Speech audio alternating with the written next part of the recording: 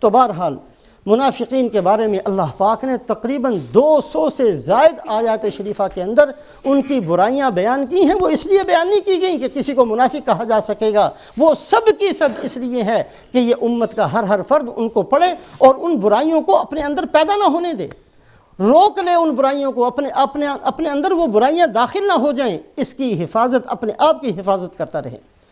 ایک اور منافقین کی عادت تھی،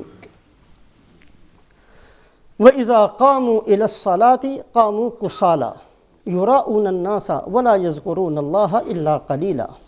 نماز پڑھتے تھے لیکن نماز بڑی سستی سے پڑھتے تھے، نہ مسائل کا پتہ ہے، نہ وقت کا پتہ ہے، کب آیا کب چلا گیا، کبھی ظہر کی نماز قضا ہو رہی ہے، کبھی عصر کی قضا ہو رہی ہے، کبھی عشاء کی قضا ہو رہی ہے، کبھی جو ہے وہ نماز کے اندر حرکتیں کر رہے ہیں، کوئی اپنی داڑھی کو کھجا رہا ہے، کوئی اپنے سر کے اوپر ایسے ایسے کر رہا ہے، کوئی اپنے کپڑے سمیٹ رہا ہے، پتہ ہی نہیں ہے کہ ہم اللہ کے سامنے کھڑے ہیں۔ قد افلح المؤمنون الذین هم فی صلاتهم خاشعون۔ وہ ایمان والے کامیاب ہوں گے جو اپنی نمازوں کو خشوع کے ساتھ پڑھنے والے ہوں۔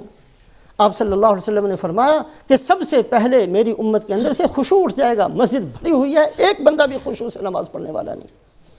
نماز سارے پڑھتے ہیں، کبھی ہم نے سیکھا ہی نہیں کہ خشوع کیا ہوتا ہے، سجدے کے اندر نگاہ کہاں رہنی چاہیے، رکوع کے اندر نگاہ کہاں رہنی چاہیے، اور کھڑے ہوتے ہوئے نگاہ کہاں رہنی چاہیے، کون سی چیزوں کو سوچنا چاہیے، آیات رحمت کو پڑھتے ہوئے رحمت کی امید رکھنی چاہیے، آیات عذاب کو پڑھتے ہوئے اللہ کے عذاب سے ڈرنا چاہیے۔ نماز کو اس انداز سے ہم نہیں پڑھتے، لیکن کوشش تو کریں۔ فَوَيْلٌ لِّلْمُصَلِّينَ الَّذِينَ هُمْ عَنْ صَلَاتِهِمْ سَاهُونَ۔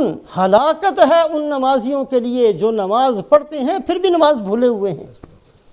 نماز پڑھتے ہیں، ہم پڑھتے ہیں نماز، ہمیں پتہ ہے فجر کی نماز کو کب ہوتی ہے، ہمیں پتہ ہے ظہر عصر کا، ہمیں پتہ ہے مغرب عشاء کا، کتنی رکعتیں ہم جانتے ہیں، پڑھتے بھی ہیں، لیکن ایسی نماز پڑھتے ہیں جو نماز سے ہم غافل ہیں۔ نماز پڑھتے ہیں، نماز کو بھولے ہوئے ہیں، پڑھتے نماز ہیں لیکن موجود گھر کے اندر ہیں، کھڑے نماز کے اندر ہیں لیکن موجود اپنی دکان کے اندر ہیں، کھڑے نماز کے اندر ہیں، پلان اپنی بیٹی کی شادی کا بنا رہے ہیں، کھڑے نماز کے اندر ہیں، سجدے کے اندر ہیں، سبحان ربی الاعلیٰ بھی پڑھ رہے ہیں، لیکن کہیں اور پہنچے ہوئے ہیں۔ فویل للمصلین الذین هم عن صلاتهم ساہون۔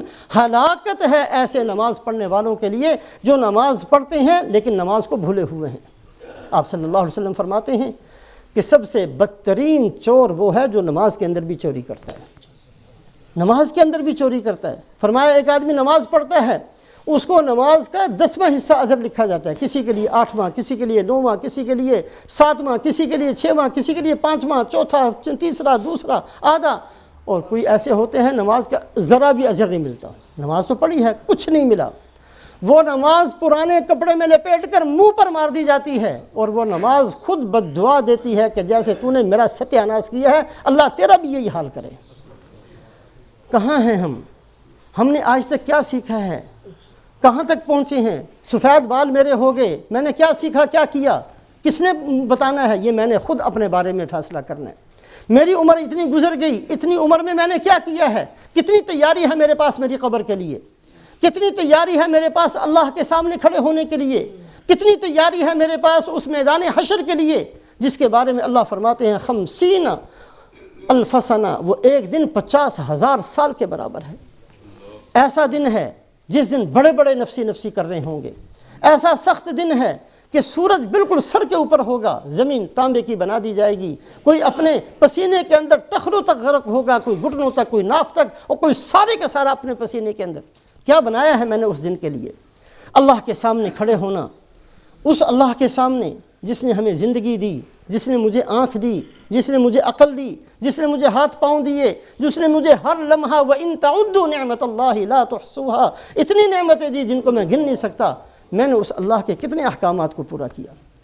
میں نے اللہ کے سامنے کھڑا ہونا ہے۔ آپ صلی اللہ علیہ وسلم نے فرمایا تم میں سے کوئی ایک بندہ بھی ایسا نہیں مگر یہ کہ اس کو اللہ کے سامنے کھڑا ہونا ہے۔ لیس بینہ و بین اللہ ترجمان ولا حجاب یحجبہ، نہ درمیان میں کوئی ترجمان ہوگا، نہ کوئی رکاوٹ اور پردہ ہوگا، براہ راست اللہ کے سامنے۔ کس منہ سے ہم نے سامنا کرنا ہے؟ کس منہ سے رسول پاک علیہ السلام کا ہم نے سامنا کرنا ہے؟ آپ صلی اللہ علیہ وسلم کی سنتوں کو کتنا پامال کیا ہے، آپ کی زندگی کو کتنا اپنے سے دور رکھا ہے، اپنے گھر کے اندر سنتیں داخل نہیں ہونے دیں، اپنی زندگی میں سنتوں کو داخل نہیں ہونے دیا۔